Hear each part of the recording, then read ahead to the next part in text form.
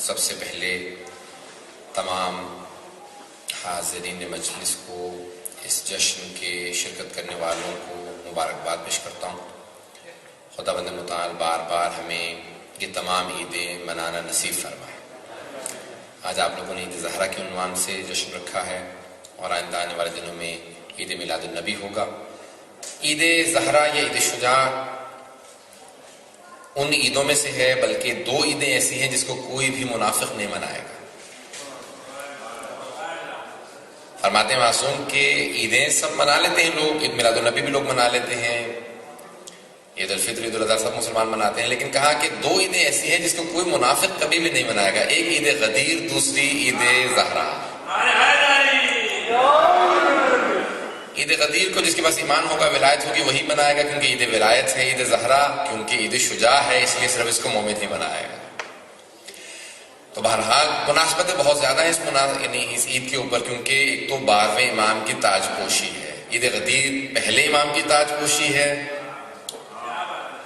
اور عید زہرا آخری امام کی تاج پوشی ہے۔ وہاں پہ ولایت کی بنیاد رکھی گئی تھی، یہاں پہ ختم ولایت ہو رہا ہے۔ تو بہرحال تاج پوشی ہے، بار علیہ السلام کی ولادت کی تاج پوشی ہے، ان کی ولایت کی اور ان کی امامت کی تاج پوشی ہے، اس لیے بہرحال عید زہرا کا اس کو عید شجاع۔ اور دوسری سی مناسبت ہے کہ یہ پہلا دن ہے کہ جہاں پہ اہل بیت نے واقعہ کربلا کے بعد خوشی منائی ہے۔ دیکھیں غم میں سب شریک ہو جاتے ہیں، پتہ نہیں توجہ ہے یا نہیں، سب کے سب ہے نا، غم میں سب شریک ہو جاتے ہیں۔ کوئی بھی محلے سے گزر رہا ہوگا کہ وہ ان کے چلے غم میں ہے، غم میں آ جاتے ہیں۔ خوشی میں صرف اپنے شریک ہوتے ہیں، کیونکہ خوشی میں پتہ چلتا ہے کہ کون چاہنے والا ہے، کون حسد کرنے والا ہے۔ جب انسان کو ترقی ملتی ہے، خوشی ہوتی ہے، گھر میں کوئی اچھی مناسبت ہو، بچے کی شادی ہو، تو بہت سے اپنے بھی ناراض ہوتے ہیں، ارے ان کے ہاں تو شادی ہے۔ اہل بیت کی خوشیاں کم ہیں، غم زیادہ ہیں، اس لیے ان کی خوشیوں میں کبھی غم نہیں منانا چاہیے۔ پتہ نہیں توجہ ہے یا نہیں ہے۔ کوئی ایسا نہ کہے کہ کوئی ان کی خوشی کے اندر کبھی کہے کہ نہیں میں تو خوش نہیں منا رہا ہوں، میں تو ابھی بھی غم میں ہوں، نہیں، بلکہ ان کی خوشی میں زیادہ خوشی منانی چاہیے، کیونکہ اہل بیت کی خوشیاں کم ہیں، غم زیادہ ہے۔ واقعہ کربلا کے بعد پہلی بار اہل بیت علیہ السلام نے خوشی منائی ہے، نہ جانے کیسی خوشی ہوگی کہ اہل بیت خوشی منا رہے ہیں۔ اور واقعہ کربلا کے بعد جو خوشی نہیں مناتے تھے، یہاں تک کہ چوتھے امام فرماتے ہیں، کہا کہ آج پھوپھی اماں سب بیویوں سے کہہ دیجئے کہ گھر میں میٹھا بنائیں، اپنے بالوں کو سنوار لیں، کیونکہ اپنے بال نہیں سنوارتی تھی بیویاں، گھر میں میٹھا نہیں پکتا تھا، خوشبو نہیں لگاتی تھی۔ تو کہا کہ سب سے کہیں کہ اپنے بالوں کو سنواریں، سب کے سب سے کہیں کہ گھر میں میٹھا پکائیں، کیوں؟ کیونکہ آج، کہا کیوں آج کیا بات ہے؟ کہا کہ آج عمر سعد کا سر آیا ہے۔ اور بہت سی مناسبتیں جو وہاں نہیں منائی جا سکتی تھی وہ اس خوشی پہ منائی جاتی ہیں۔ تو عمر سعد کا سر آیا۔ پہلی بار کہتے ہیں واقعہ کربلا کے بعد امام سجاد خود مسکرائے، جو روتے رہتے تھے ہمیشہ، پہلی بار مسکرائے، اور مسکرانے کے بعد کہا، جو سر لے کے آیا تھا نا، 3 سر لے کے آیا تھا، اس میں عمر سعد کا سر تھا، تو کہا کہ مختار سے کہو ہرملا کا سر کب بھیجے گا۔ آغائے خوئی نے پوری ایک بحث کی ہے، ابھی مولانا نے پوری مجلس پڑھ دی، اس لیے میں تفصیلات میں نہیں جاؤں گا، ایک جو دلیلیں انہوں نے پیش نہیں کی ہے میں اس کو طرف اشارہ کروں گا۔ آغا خوئی سے پوچھا گیا، اور انہوں نے اپنی رجال میں پوری بحث کی، علم رجال کے اندر، کہا کہ آغا کیا دلیل ہے کہ مختار کہ دونوں طرح کی حدیث ہے نا، مدح میں بھی ہے، مذمت میں بھی ہے، ان کی تعریف بھی کی ہے، ائمہ نے ان کو پریز بھی کیا ہے اور ان کے خلاف بھی بولا، تو کہا کون سے تقیہ پہ ہیں؟ جس میں تعریف کی ہے وہ، یا جس میں مذمت کی ہے وہ؟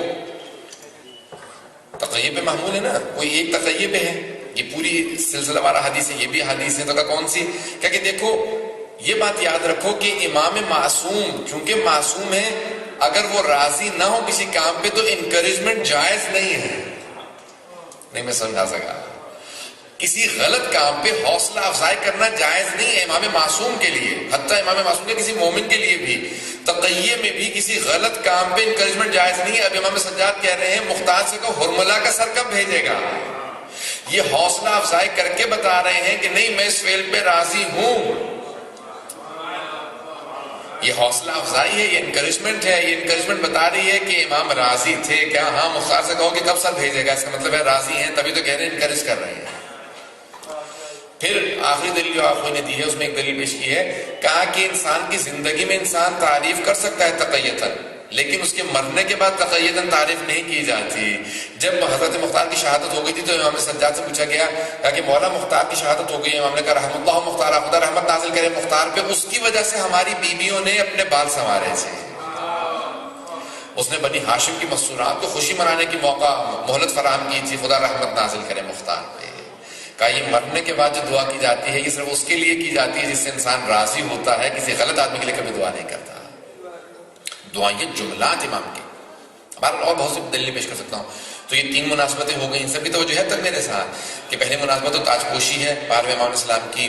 دوسری بہرحال یہ جو سر آئے ہیں شہداء کے. تیسری کہ اہل بیت علیہ السلام نے خوشی منائی ہے. چوتھے بعض لوگوں نے لکھا ہے کہ 9 یا بلکہ 10 ربیع الاول کو جناب سیدہ خوشی منایا کرتی تھی، اسی لیے اس کو عید زہرا بھی کہا جاتا ہے. کیوں؟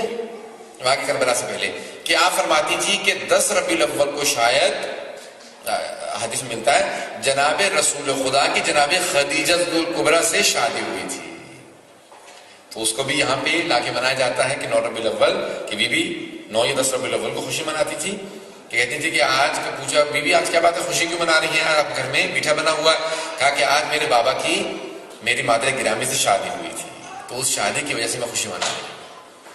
تو 4 مناسبتیں. اس کے علاوہ بہرحال اور بھی مناسبتیں ہیں جو آپ لوگوں کے انشاءاللہ تعالیٰ ذہن میں آ جائیں گی. ایک نعرہ بھی لگ چکا تھا پہلے انشاءاللہ تعالیٰ اسی حوالے سے کہ کہاں سے کہاں مناسبتیں لے کے جائی جاتی ہیں تاکہ وہ ذہن میں رکھی جائیں اور اس کے حساب سے پھر خوشی منائی جاتی ہے کہ اہل بیت علیہ السلام نے کہا ہے کہ آج دشمن ایسے ایسے دشمن دنیا سے گئے ہیں جن کو فرعون آل محمد بھی کہا گیا. محمد و آل محمد کے اوپر جس نے فرعون کا کردار ادا کیا ان کے خلاف، وہ دنیا سے گیا. تو اس لیے وہ سارے کی ساری خوشیاں 9 ربیع الاول کو منائی جاتی ہیں.